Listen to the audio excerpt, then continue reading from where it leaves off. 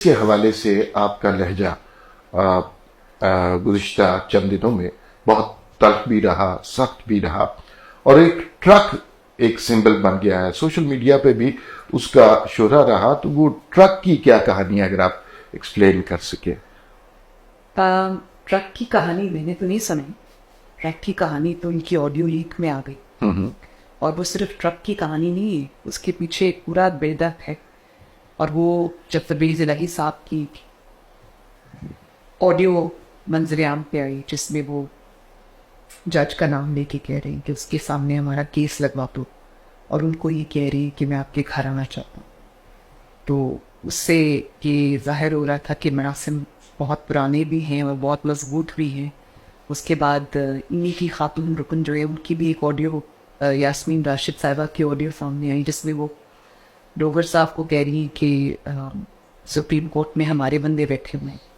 اور ابھی آپ نے فواد چودھری صاحب کی آڈیو بھی، جس میں وہ یہ کہہ رہے ہیں کہ پی ایم ایل این کے ممبرس کا نام لے رہے ہیں کہ وہ فلاں فلاں جو جج ہیں وہ ہمارے کہنے میں ہیں. تو عطا تارڑ کا انہوں نے نام دیا کہ ان لوگوں کے خلاف ہم مقدمات بنوانے لگے. اور ٹرک جو ہے وہ کیا ایگزیکٹ جملہ تھا وہ مجھے یاد نہیں، لیکن انہوں نے کہا کہ ٹرک شاید کھڑا کر بھی ہے، پہنچنے والا ہے، سم تھنگ لائک دیٹ. تو بات صرف ٹرک کی یا ملاقات کی یا بینچ فکسنگ کی نہیں ہے. بات یہ ہے کہ ان چیزوں نے صرف اس چیز کی نشاندہی کی ہے، بلکہ اس کے اوپر ایک مہر لگائی ہے سچائی کی، جو بہت دیر سے عوام کے سامنے.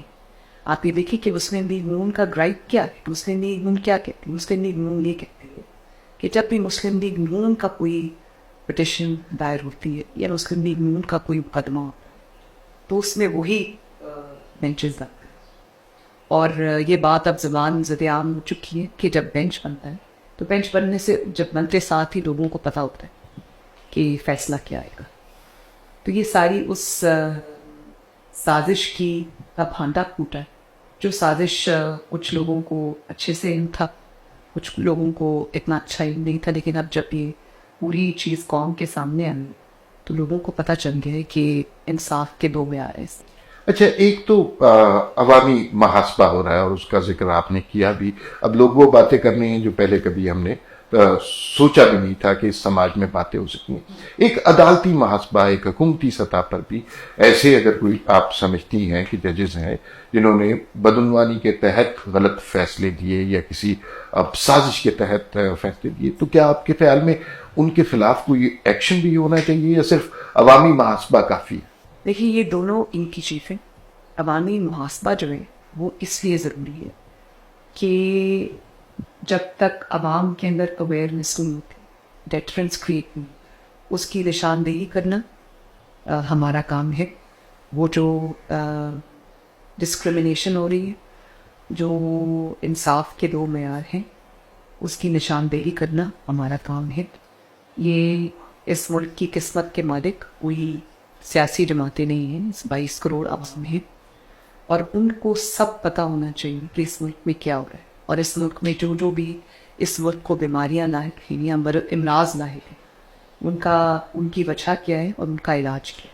جب آپ پبلک ڈومین میں کوئی بات آ جاتی، اس کے اوپر جو لیگل ایکشن یا اس کے اوپر جو بھی اکاؤنٹیبلٹی ہوتی ہے، پھر وہ اس سے آپ جو ہے وہ بھاگ نہیں سکتے. پھر اداروں پر بھی اس چیز کا پریشر آتا ہے، اور آنا چاہیے کہ جو ان میں کالی بھیڑیں ہیں، جو ان میں ایسے لوگ ہیں جو ان کو بدنام کرتے ہیں، ان کو بول کے اکاؤنٹیبل ٹھہرایا جائے. ان کو قوم کے سامنے جو ہے اس چیز کا کیا جائے کہ کوئی بھی سزا و جزا سے اوپر نہیں ہے.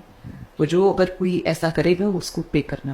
آئی تھنک پبلک اویئرنیس اس کا پہلا اسٹیپ ہے، اور وہ لیڈ کرتا ہے پھر کسی ایکشن. میرا یہ خیال ہے کہ دونوں چیزیں ایکولی ہیں. اچھا، مسلم لیگ نون کی ماضی میں کچھ تعیناتیاں ایسی رہی ہیں جو بعد میں خود مشکل کا سبب بن گئی ہیں، جیسے ثاقب نثار صاحب بھی کسی زمانے میں لا سیکٹری لگائے گئے تھے، اس طرح چیئرمین نیب کی تعیناتی کا. تو کیا یہ ججمنٹ کے ایشوز ہیں، ڈسیزن میں کہیں گڑبڑ ہو جاتی ہے؟ میں یہ سمجھتی تھی کہ جو شخص جب اس کو کوئی عہدہ مل جائے، جب وہ اس قسم کی حرکات کرتے ہیں تو وہ اس کا خود ذمہ دار ہے، کیونکہ عہدے کے ساتھ رسپانسبلٹی بھی ہے.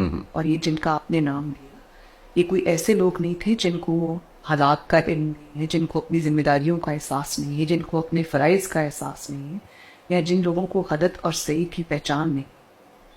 تو بات یہ ہے کہ ایک سسٹم اور ایک پروسیس کے تھرو یہ لوگ بڑھتے. لیکن مجھے افسوس ہے اس بات کا کہ انہوں نے اپنے آپ کو اپنی ذمہ داریوں سے، اپنے فرائض سے انہوں نے غفلت برتی، اور یہ کرمنل جو تھی نیگلیجنس تھی.